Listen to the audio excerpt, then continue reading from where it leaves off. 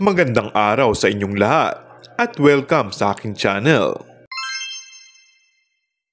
Lagi ngang pinag-uusapan ng mga netizens ang tungkol sa anak ni Coco Martin at Julia Montes. Ang anak na kahit kailan ay hindi pa naisa sa publiko o ipinapakita ang mukha nito, kaya't marami nga ang nagtatanong kung kailan nga kaya nila ito ipapakita.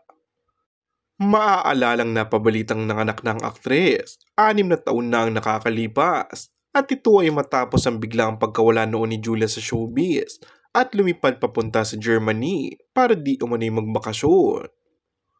Makalipas ang 6 na taon ay muli nagsalita ang source ng isang showbiz insider tungkol sa panganay ni Coco at Julia na si Baby Martina.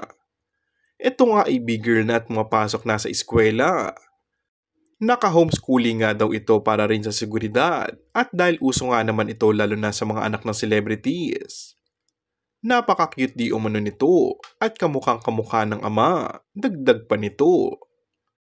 Muli namang nabuhay ang mga fans at umaasa na ngayon 2025 ay ilalantad na nila ito at proud na ipapakilala sa madlang people. Say pa ng fan, I'm sure proud na proud sila sa anak nila. Sana soon ay ipakita nila ito sa publiko. Komento naman ng isa, kung ayaw pa rin nilang aminin, ibigay na natin sa kanila yan. Baka gusto din nilang maging pribado o ayaw isa publiko ang anak.